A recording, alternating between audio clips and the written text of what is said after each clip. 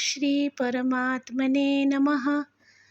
ॐ नारायणं नमस्कृत्य नरं चैव नरोत्तमं देवीं सरस्वतीं व्यासं ततो जयमुदीरयेत्।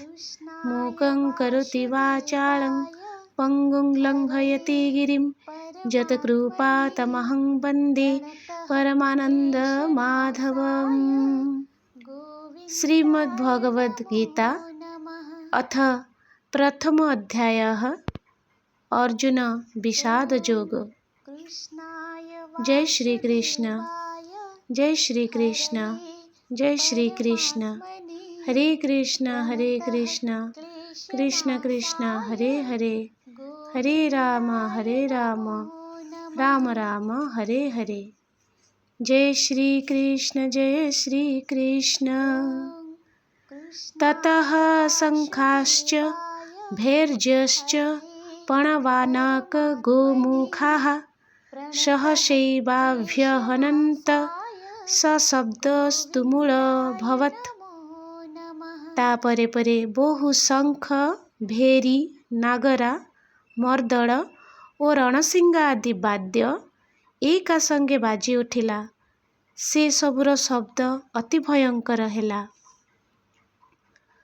ତତଃ ଶ୍ୱେତୈର୍ହୟୈର୍ଯୁକ୍ତେ महति स्यन्दने स्थितौ माधवः पाण्डवश्चैव दिव्यौ शङ्खौ प्रदध्मतुः। ତାହା ପରେ ପରେ ଧଳା ଘୋଡ଼ା ଯୋଚା ଯାଇଥିବା ଉତ୍ତମ ରଥରେ ବସି ଶ୍ରୀକୃଷ୍ଣ ପରମାତ୍ମା ଓ ଅର୍ଜୁନ ମଧ୍ୟ ନିଜ ନିଜର ଦିବ୍ୟ ଶଙ୍ଖ ବଜାଇଲେ। पाञ्चजन्यं हृषीकेशो देवदत्तं धनञ्जयः पौण्ड्रं दद्मौ महाशङ्खं भीमकर्मा मृकोदरः। श्रीकृष्ण परमात्मा पांचजन्य नामक, अर्जुन देवदत्त नामक एवं भयानक कर्म साधनकारी भीमसेन पौण्ड्र नामक महाशंख बजाइले। अनंत विजयं राजा कुन्तीपुत्रो युधिष्ठिरः नकुलः सहदेवश्च सुघोषमणिपुष्पकौ। कुन्तीपुत्र राजा युधिष्ठिर, अनंत विजय नामक एवं नकुल और सहदेव यथाक्रमे सुघोष और मणिपुष्पक नामक शंख बजाइले। काश्यश्च परमेश्वासः शिखण्डी च महारथः धृष्टद्युम्नो विराटश्च सात्यकिश्च पराजितः द्रुपदो द्रौपदेयाश्च सर्वशः पृथ्वीपते सौभद्रश्च महाबाहु शङ्खान् दद्मुः पृथक् पृथक्। श्रेष्ठ धनुर्धारी काशीराज, महारथी शिखंडी, धृष्टद्युम्न विराट राजा, अजय सात्यकी राजा द्रुपद, द्रौपदी पांच पुत्र, सुभद्रा पुत्र महाबाहु अभिमन्यु। हे राजन, ये समस्ते सकल दिगरु पृथक पृथक शंख बजाइले। सघोषो धार्तराष्ट्राणां हृदयानि व्यदारयत् नभश्च पृथिवीं चैव तुमुलव्यनुनादयन्।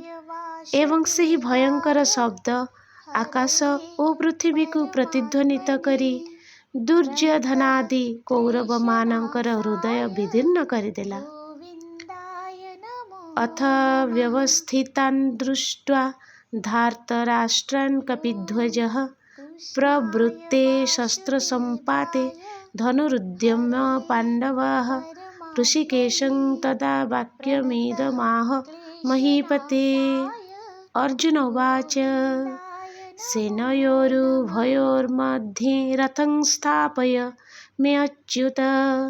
हे राजन, एहापरे व्यूह रचना पूर्वक युद्ध करने प्रस्तुत हो रही धृतराष्ट्रଙ୍କ संबंधी मानंकु देखि शस्त्र प्रयोग करने जाउथिबा समय रे कपिध्वज अर्जुन निज धनु उठाई ऋषिकेश श्रीकृष्ण महाराजଙ୍କୁ କହିଲେ, हे ଅଚ୍ୟୁତ, ମୋ ରଥକୁ ନେଇ ଦୁଇ ସେନାଙ୍କ ମଧ୍ୟରେ ଠିଆ କରାନ୍ତୁ।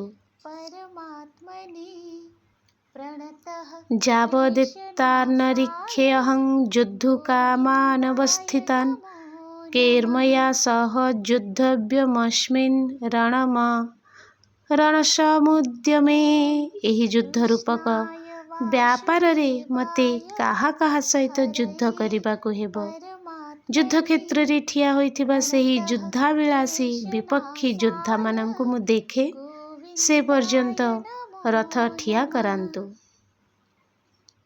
ଯୋତ୍ସ୍ୟମାନାନବେକ୍ଷ୍ୟହଂ ଜୟତେऽତ୍ର ସମାଗତାଃ ଧାର୍ତ୍ତରାଷ୍ଟ୍ରସ୍ୟ ଦୁର୍ବୁଦ୍ଧେର୍ଯୁଦ୍ଧେ ପ୍ରିୟଚିକୀର୍ଷବଃ। ଦୁର୍ବୁଦ୍ଧି ଦୁର୍ଯ୍ୟୋଧନର ଯୁଦ୍ଧରେ ହିତାକାଂକ୍ଷୀ ହୋଇ ଯେଉଁ ରାଜାମାନେ ଏହି ସେନାରେ ଆସିଛନ୍ତି, ସେହି ଯୋଦ୍ଧାମାନଙ୍କୁ ମୁଁ ଟିକେ ଭଲ ଭାବରେ ଦେଖିବି। ତ୍ୱମେବ ମାତା ଚ ପିତା ତ୍ୱମେବ ବନ୍ଧୁଶ୍ଚ ସଖା ତ୍ୱମେବ ବିଦ୍ୟା ଦ୍ରବିଣଂ ତ୍ୱମେବ ସର୍ବଂ मम देव देव। जय श्री कृष्ण, जय श्री कृष्ण, जय श्री कृष्ण, जय श्री कृष्ण, जय श्री कृष्ण। हरे कृष्ण कृष्ण कृष्ण हरे हरे, हरे राम